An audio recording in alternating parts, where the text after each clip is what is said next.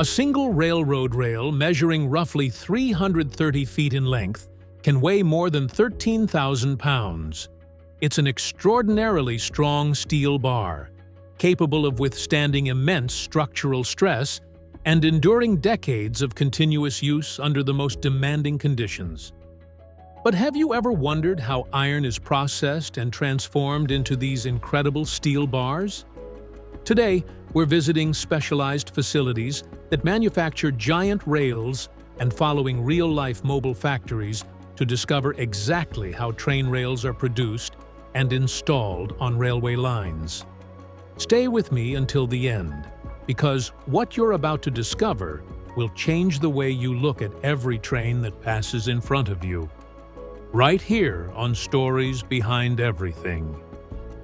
High-speed rail lines carry trains that reach the staggering speed of 217 miles per hour, roughly equivalent to a Formula One car at full throttle. But unlike a racing car that weighs around 1,800 pounds, a train carries hundreds of tons. Conventional rails simply couldn't withstand the extreme stresses imposed at those speeds. The core problem lies in the joints and sharp angles along the track. On traditional rails, every time a train passes over a joint, it generates an impact and that familiar metallic clang. At 186 miles per hour, those small impacts would become violent blows, capable of seriously damaging the track structure and triggering catastrophic accidents like derailments. To guarantee a smooth and safe journey, the solution is to eliminate joints entirely and design extremely gentle curves. That requires manufacturing continuous rails that can stretch longer than a football field. But how is a piece of steel that massive actually made? The story of these giant rails begins at specialized steel plants, and the process is a remarkable spectacle. It starts with iron ore, coke, and limestone being fed into a blast furnace, where burning coke generates temperatures exceeding 2,900 degrees Fahrenheit, completely melting the ore and separating its impurities. Liquid iron collects at the base of the furnace, while impurities form a slag that floats on the surface and is continuously removed. The liquid metal is then transferred to large ladles, where its chemical composition is fine-tuned with the addition of elements like carbon and manganese, giving the material the strength and durability it needs. This alloy travels through channels lined with refractory material that protect it from contact with oxygen. The molten steel is then directed into water-cooled molds, where it begins to solidify into continuous blocks called billets. Still glowing red-hot, these billets are cut with acetylene torches into 40-foot segments and left to cool naturally. They're then transported to a reheating furnace, where they remain for 7 hours until reaching approximately 2,300 degrees Fahrenheit, making the material pliable enough for the stages ahead. From that point on, a new glowing bar emerges every 5 minutes. Before entering the rolling mills, the hot steel is coated in a layer of oxides called scale. The moment it leaves the furnace, high-pressure water jets blast the surface. Upon contact with the extreme heat, the water vaporizes instantly, and that violent expansion blasts away any surface impurities, leaving the metal clean and ready for the next stage.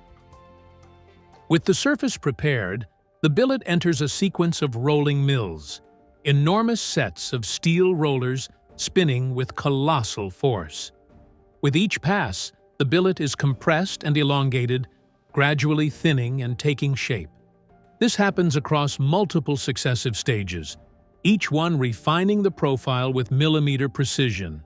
What began as a solid block slowly transforms into the distinctive cross-section of a rail, a wide base, a narrow web, and a rounded head. By the end of the process, the rollers have stretched the metal to lengths of up to 400 feet.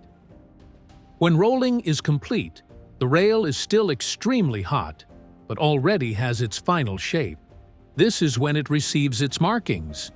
Still glowing, it passes through systems that engrave information onto its surface: the manufacturer's name, the rail type, and production data.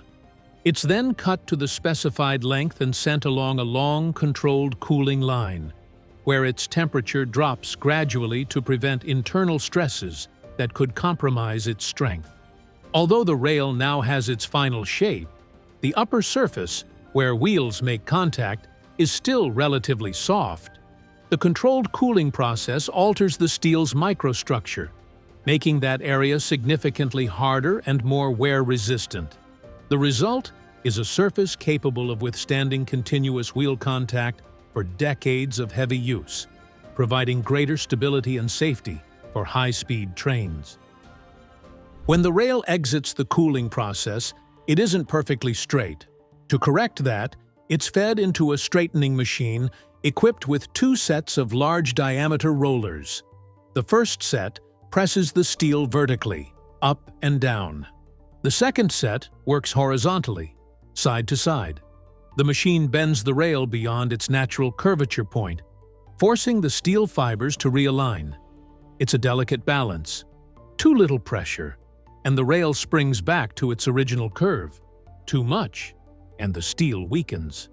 Laser sensors continuously measure any deviation and automatically adjust the roller pressure in real time. Before leaving the factory, every rail undergoes a thorough inspection, moving along the line at about 5 feet per second. A system of cameras and lasers continuously analyzes its geometry, detecting any deviation to within 1/10 of a millimeter. Magnetic testing then comes into play.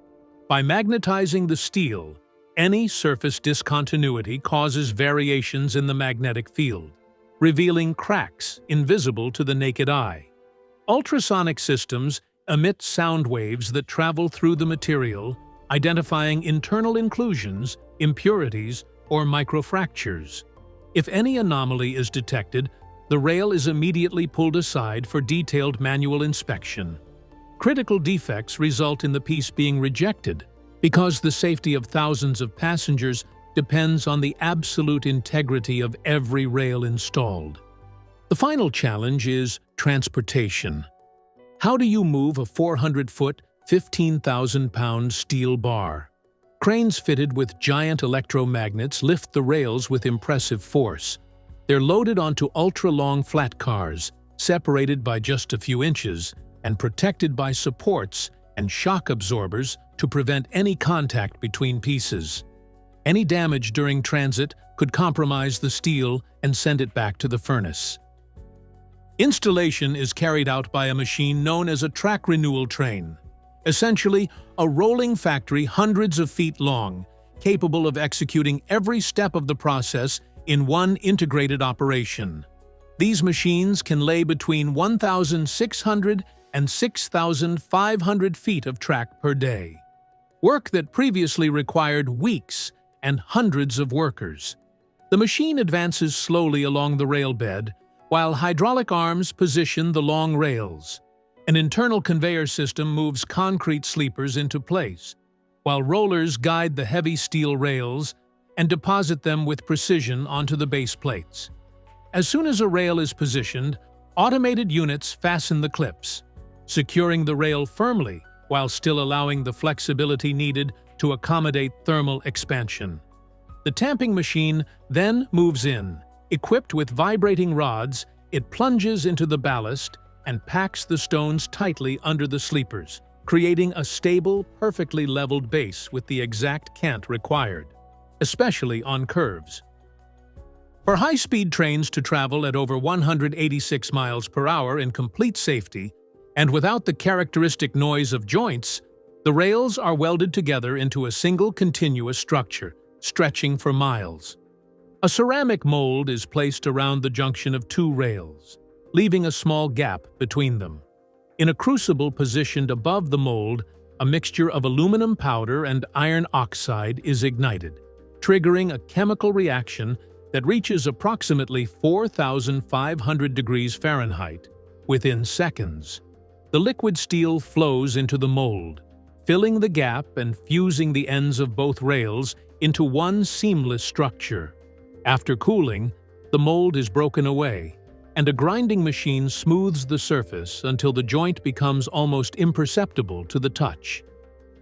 And that's how rails are manufactured, installed, and welded, forming continuous lines capable of supporting the weight and extreme speeds of modern trains with smoothness and total safety.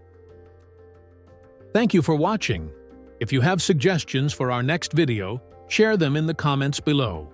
Don't forget to like, subscribe, and stay tuned for more stories through Stories Behind Everything.